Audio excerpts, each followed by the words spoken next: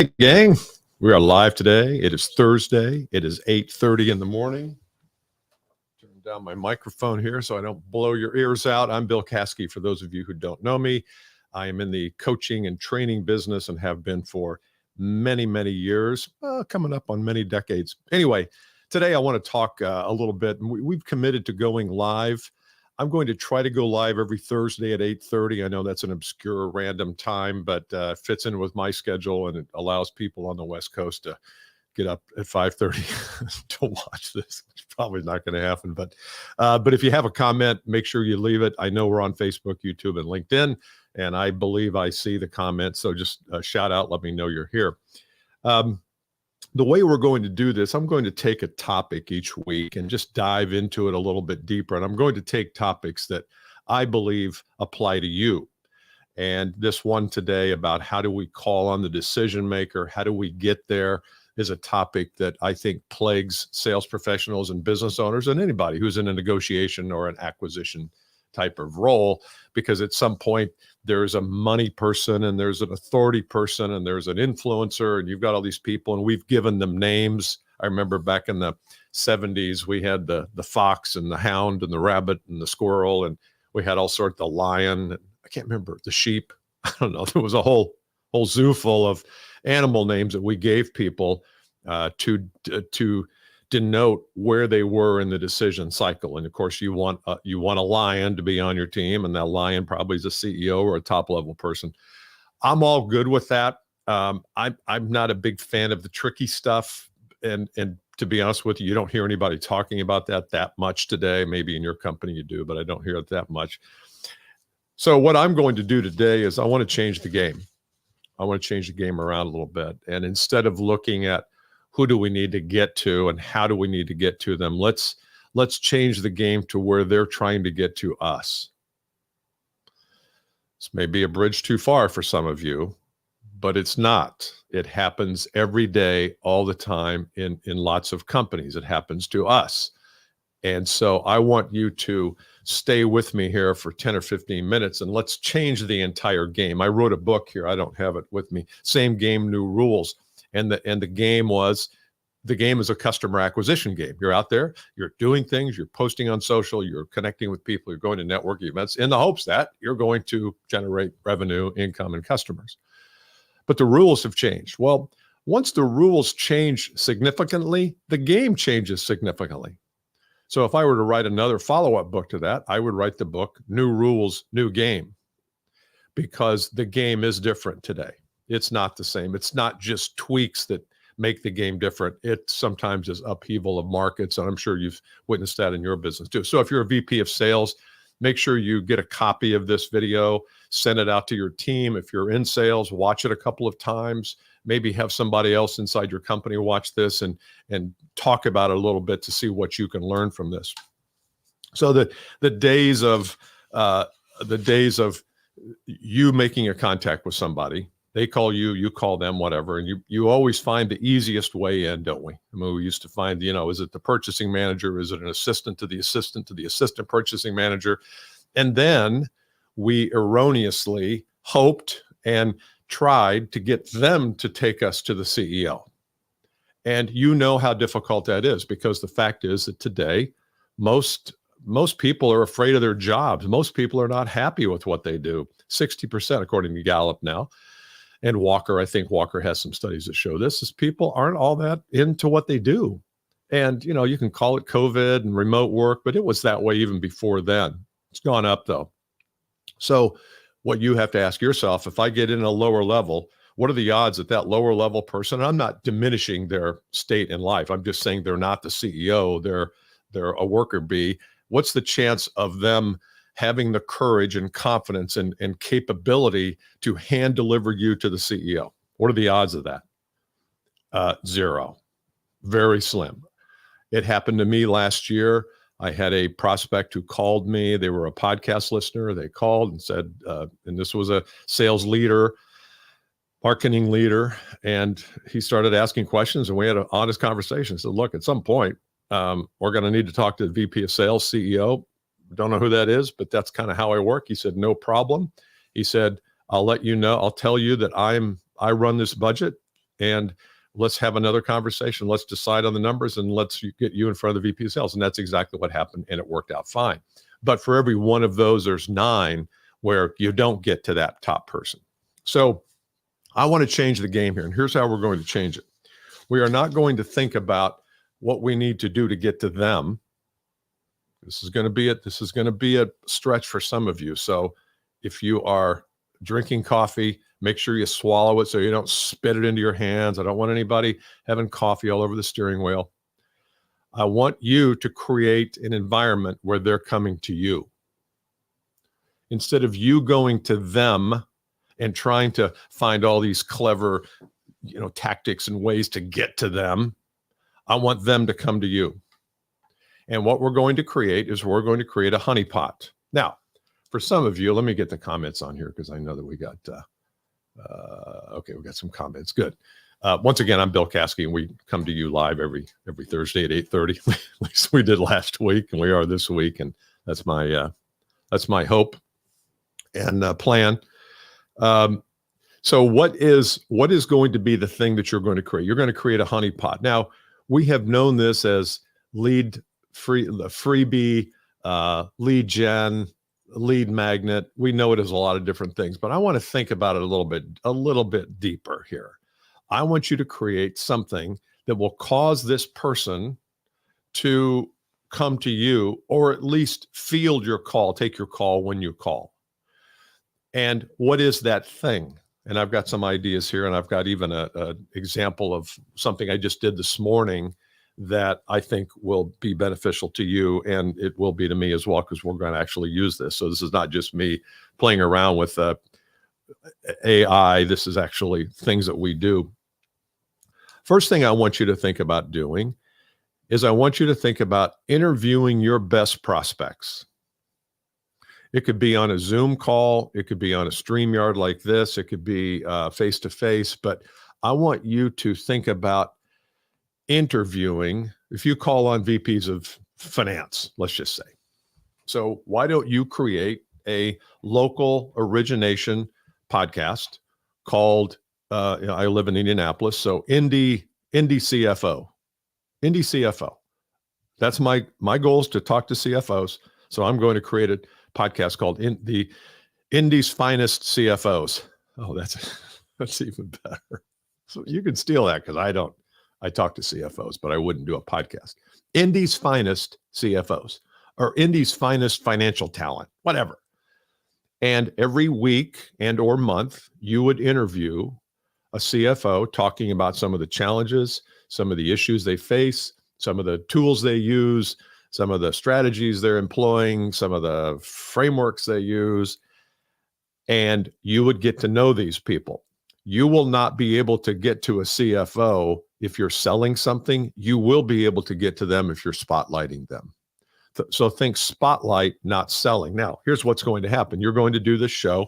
You're going to go to Fiverr. You're going to have album art created for $30, $40. You're going to go to Libsyn, and for $10 a month, you're going to get a platform that you can upload these to.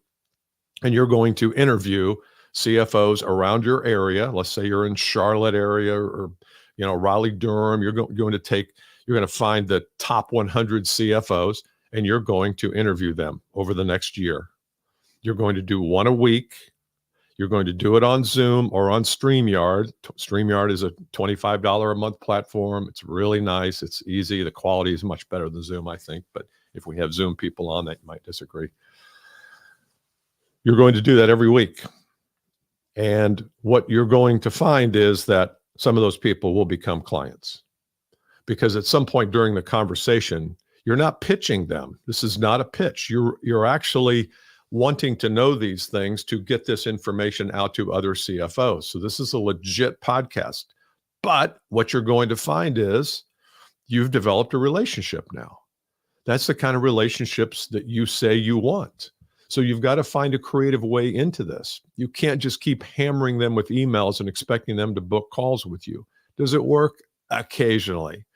You interview 52, one a week, 52 CFOs in your market area, or whatever the cohort is. I guarantee you will develop 15 to 20 meetings, And from that will come 2 clients. Now you have to decide, is the juice worth the squeeze? Is it worth it to do 52? Personally, I would say yes, because you're going to make acquaintances with people who then will be able to refer you to other people. Plus, when you go out and let's say a CFO calls you, or you make a contact with a CFO, you can say, hey, by the way, I do a Indy's finest CFOs. Sometime I'd love to have you on, but at least I'll send you a link and you can listen to them.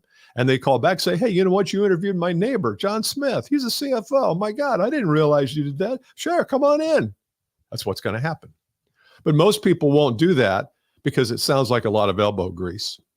Sounds like a pain. It's like, oh, come on, Bill. Not everything is answered by podcast. You're right. It's not. This is. So that's one idea of how to get to the top level person. Create a piece of content, a show, a series. It could even be a 6-week series. It doesn't have to be a forever thing. Or you do it for 90 days. You interview 12 people, and then you decide, is it worth it or not? You got $200 in it. You might have to have a nice mic, not a $400 mic like this one, but a $100 mic. But sometimes I think salespeople, and we're guilty of this. I see it all the time. That's not my lane. That's not my lane. My lane's reaching out and talking to people one-to-one and going to networking events and golf outings and making cold calls. That's my lane. And I think, really? That's where you have defined your lane to be in 2024. You're now in 2024. You're saying, oh no, podcasting. There's nothing in podcasting. There's nothing in YouTube video. There's nothing in digital content. There's no reason for me to interview CFOs. Why would I do that? I'm out cold calling. You telling me that a 20-minute interview with a CFO is not going to develop that relationship further, that you're never going to get. You're never going to get that kind of time with a CFO if it's in the sales process and you're purchasing agents trying to get you there. That's number one. Number two, we're thinking honeypot now. That's what we're doing is honeypot. I want you to create another honeypot. This is one. That's the first thing I would do because I think it's more exciting. It's more interesting. If you are interested in how to do that, we have a program called the $1 Million Seller starting in February. If you want to go get on the wait list, we're doing a webinar. So get on the wait list. It's free. And you'll at least make sure that you get an invitation to that on January 31st, I think. Assuming there's 31 days in January, never quite sure. But I think it is the 31st. So, and on that webinar, we're going to be talking about this idea of leverage. How do we leverage ourselves? How do we leverage our relationships? How do we leverage our knowledge, our wisdom, our talent, our gifts, our unique talents and gifts? How do we leverage those? Most of us do a crappy job of leveraging those things. We just do. We do a terrible job because we don't think of them as assets to leverage. We think of it as, well, it's just what I do. If you were ever to call me and say, Bill, I want to engage in a coaching relationship, and I want to build my business over the next couple of years. I've got 3 clients that are coaches I'm coaching right now. I always begin with, where are the assets? Where are the assets that you have? Believe it or not, sometimes we don't even know what assets we have. We don't even know. We're not even conscious of it because we're blind to it because we are in it every day. We don't think of what we do as assets, but we have to start thinking about that. I always like to have one word for the year. My mantra for the year, one word is leverage. Take what I'm doing, what I know, and figure out a way to disseminate it to more and more eyeballs and ear canals. Okay, here's number 2. I want you to create a document that speaks directly to this person you say you want to get in front of. Speaks directly to this person you say you want to get in front of. You say you want to talk to the CFO or VP of sales or whatever that cohort is, whatever that top level person is. Maybe it's CEO. Don't aim for the CEO just because they're the CEO, though. You have to bring some value that the CEO would want. So if you're selling eyeglasses for the shop, I'm not sure it's a CEO thing. Not sure. Not sure it's not, but it depends on how big the company is. So be careful about what cohort you're trying to reach, but take the level or 2 up from where you typically start. What's the ideal avatar of the person you're trying to connect with? And I want you to go to, I use Claude.ai. I think this is a great this is a great way to use artificial intelligence. I went today and I said, let's say VP of sales is mine. I went today and said, what are the top, please provide me with the top 10 issues facing VPs of sales. Top 10 issues. It came back with a list of 10 issues. Now, not every one on that list are things I would help them with, but I'm not really concerned with that. As long as a few of them are things I can help them with, then I want to create that honeypot, this thing that's attracting the bee, attracting the prospect, because I'm speaking their language. They see this document and they say, oh my gosh, I'm dealing with every one of those things, or I'm dealing with several of them. Let me find out more. Who sent this? Caskey? Okay, well, let me find out. Let me go to their website. Let me check them out on LinkedIn. Let me find out videos. You're creating this document as a honeypot. It's my new word for the day. And I know you're thinking of something totally different. I'm not. I'm thinking of host and guest. What's the host and how is the host going to create their world so the guests will show up? That's what I'm thinking about honeypot. Has nothing to do with any nefarious stuff you're talking about, thinking about, although it could, but I understand. So you're going to go to ChatGPT or Claude, CLAUDE.ai, and you're going to ask it you're going to prompt it to come up with these issues. So if you're calling on CFOs, what are the top 12 issues right now facing CFOs or whatever your cohort is? And here's the way I did this. I said, please provide me, this is my instruction to AI, please provide me a list of the top 10 challenges facing VPs of sales today. Write a sentence or two after each bullet describing the seriousness of the problem. Okay, so you got that? So that's my instruction. Boom, came back with 10 things. Pretty good. I could probably go through and take out a couple and maybe go back to AI again and say, okay, let's take out these 3. Let's add 3 more in, or maybe I want to add them in myself. But the point is, that's how you do it. Then what you do, and this is what I did. I'm going to show you here the document. Okay. Oh boy, where is it? Oh, here it is. You can see this. Then I went in and said, here are 5. Oh, I went in and the prompt was, what was the prompt here?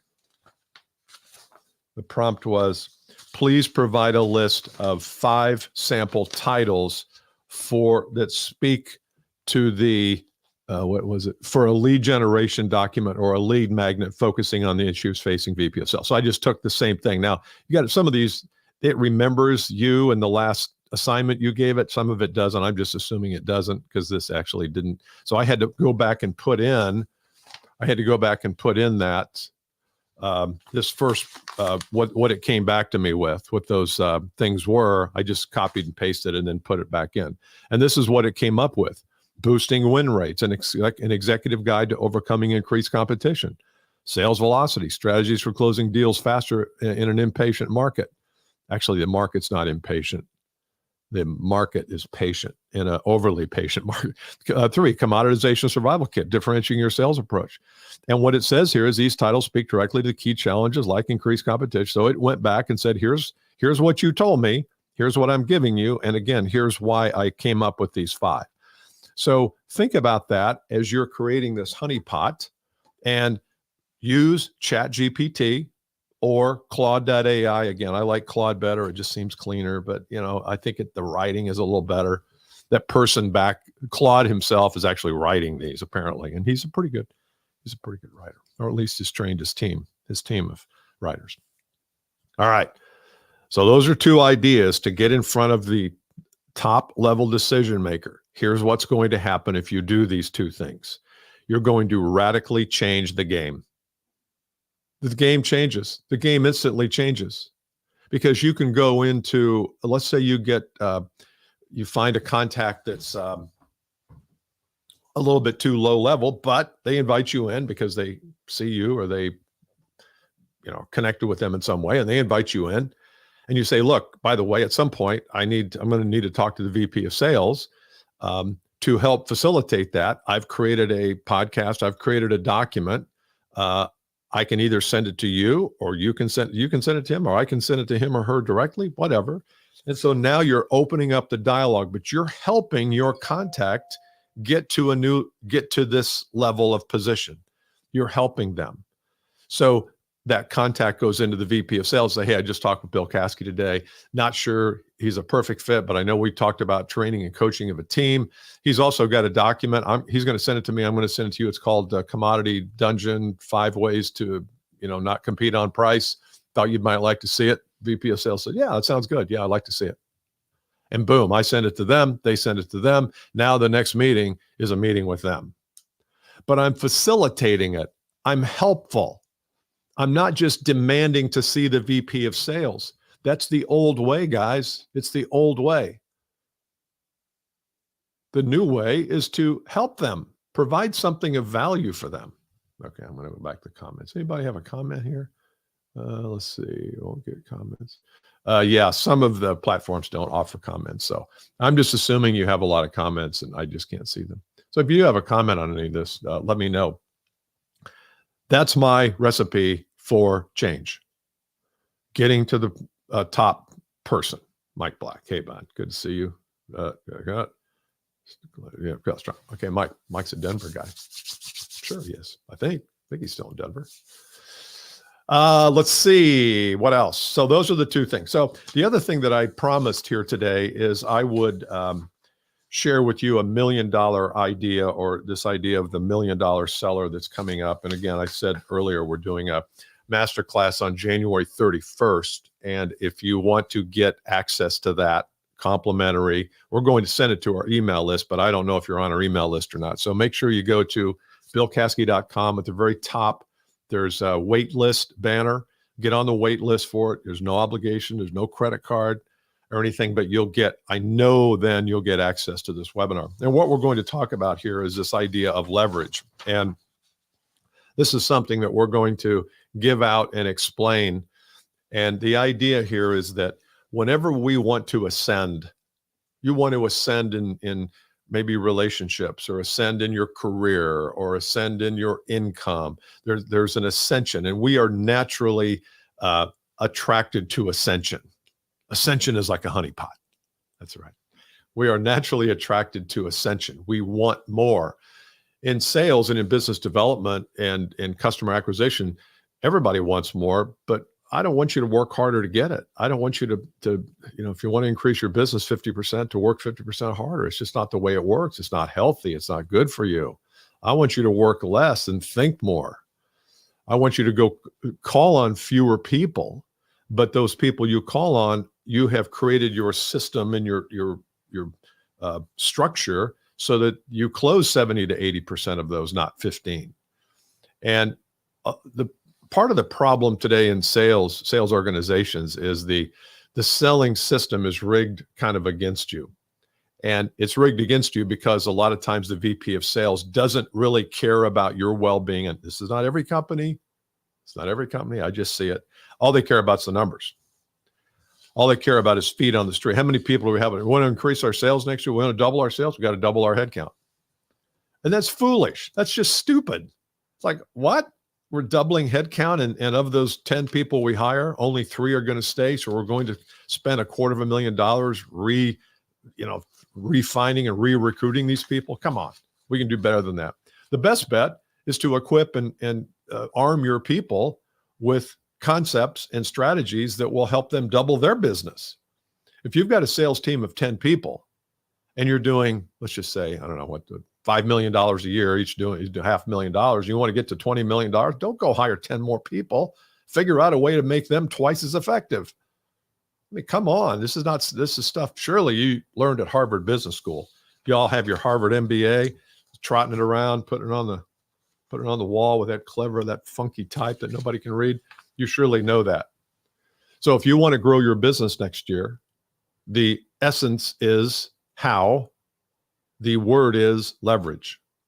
Yes, that's my mantra for the year. That should be yours too, or somewhere in there. Leverage your talent, leverage your wisdom, leverage your experience, leverage your customers, leverage your relationships, leverage your ambition, leverage digital.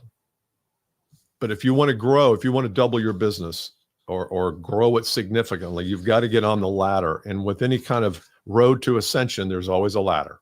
There's always do this and then do this and then think this way. And it's not just a bunch of stuff. Everything you do has to be on the ladder. It has to be going somewhere.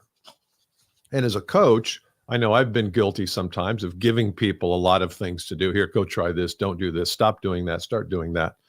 And that's never helpful. And so I stopped doing that a year or so ago. This is all we do with our clients now is we look at the ladder and say, if you want to grow to this number, what has to happen?